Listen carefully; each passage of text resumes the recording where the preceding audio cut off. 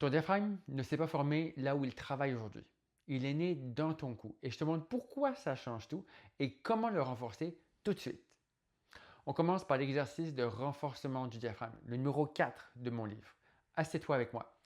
Assieds-toi sur une chaise stable, le dos est droit, non adossé, les pieds sont à plat, par terre, le tronc est engagé. Maintenant, tu vas venir placer tes mains sur le bas de tes côtes avec les pouces vers l'arrière si tu peux. Sinon, les mains peuvent être comme ça, il n'y a aucun problème. Et le but n'est pas de forcer avec les mains, mais simplement de les laisser se poser et on va laisser le mouvement se faire.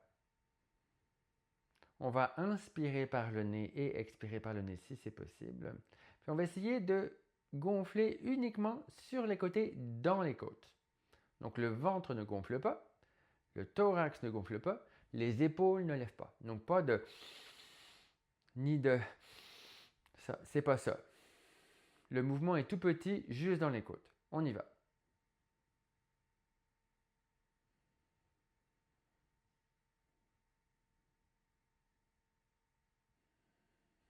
Juste sur les côtés.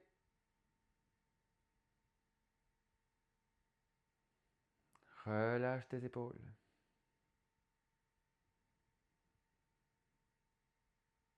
Inspire tout doucement et lentement.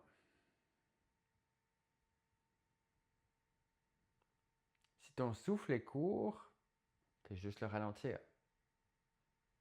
Encore 5.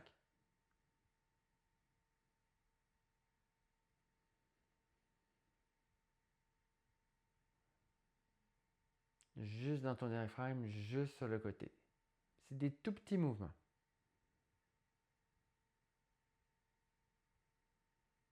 Encore 3. On lâche pas. On renforce notre diaphragme avec ces techniques-là. Plus que 2.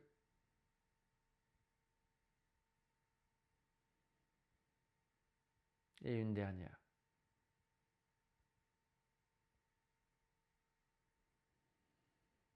Et relâche. Ce que tu sens sous tes mains là, c'est pas juste de l'air qui pousse. Ce sont littéralement tes fibres diaphragmatiques qui partent de tes côtes, qui reviennent vers le centre, qui, sur les côtes basses, font en sorte que les côtes font sur le côté et vers le haut. Et ça, c'est précisément documenté dans la littérature sur la mécanique respiratoire. Si sentir ça te surprend, alors abonne-toi. Je décortique un truc comme ça qu'à chaque semaine. Tu viens de sentir tes côtes s'écarter, ton diaphragme travailler. Reste avec cette sensation, je t'explique pourquoi ça se passe comme ça et d'où vient ton diaphragme en fait. Alors pourquoi ça se passe comme ça? En fait, il y a deux forces qui s'exercent ici. Il y a la force d'insertion, donc simplement les fibres diaphragmatiques qui sont attachées le long des côtes, qui tirent en fait les côtes. Et la force d'apposition qui fait en sorte que ton diaphragme est plaqué directement contre elle. Et lui, comme il est attaché déjà sur la colonne lombaire, il va tirer le centre phrénique vers le bas. Donc en fait, ça fait comme un parapluie qui s'ouvre. Ton diaphragme, en fait, il ne s'est pas développé là où il est maintenant. L'origine du diaphragme commence à peu près vers la 4e semaine de la gestation embryonnaire. Et il est au niveau du cou. Mais comme la colonne vertébrale se développe beaucoup plus rapidement que le corps de l'avant, lui, en fait, ce qui se passe, c'est qu'il y a un mouvement qui monte ici et ça qui va faire en sorte que le diaphragme va descendre. Et ça prend environ 4 semaines pour qu'il se place à peu près là. Il n'a pas encore la forme d'un diaphragme, mais ça s'en vient. Sauf que le diaphragme, lui, son origine, elle est reliée avec la moelle épinière au niveau du cou, au niveau des vertèbres C3, C4 et C5. Ce qui fait que le nerf phrénique, qui innerve le diaphragme, lui, il est toujours connecté au cou. Mais il fait tout ce trajet, notamment en passant par le péricarde, jusqu'au diaphragme ici. Et c'est pour ça que parfois, il peut y avoir des tensions dans le cou qui vont avoir un impact direct sur ta respiration. Quand une cliente me dit que respirer dans son diaphragme l'aide à se revenir dans son centre, ben en fait, il y a quelque chose de vrai là-dedans. Et ça vient en partie de l'origine embryologique du diaphragme.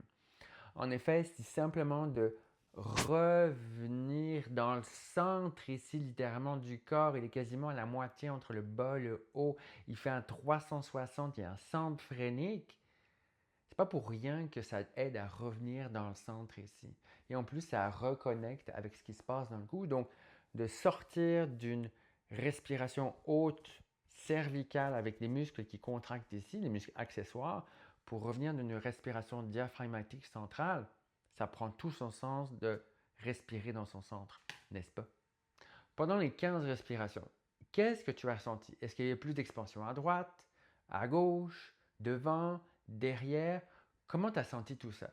Commente-moi ça, s'il te plaît.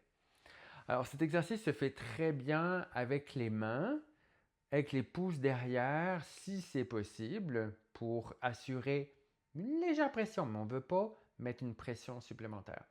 Si c'est difficile pour les poignets, on peut le faire en fait avec des objets. On peut tout simplement le faire avec ce qu'on appelle ici une ceinture Buteyko, donc qui vient tout simplement serrer la cage thoracique. On peut le faire aussi tout simplement avec une écharpe qui est assez serrée. D'ailleurs, j'ai fait une vidéo juste ça, je te mets le lien là pour que tu ailles regarder les variantes de cette possibilité de renforcement du diaphragme. Parce qu'on respire 20 000 à 30 000 fois par jour et que le diaphragme se contracte à chaque fois. On a besoin de renforcer ce diaphragme pour qu'il soit en santé. Donc, pour cela, on fait cet exercice à tous les jours. Tu as vu, ça ne prend pas de temps, ça ne prend pas d'équipement ou presque pas. Ça prend juste des mains, 10 à 15 respirations et l'exercice est fait. C'est juste un des aspects de l'intelligence respiratoire.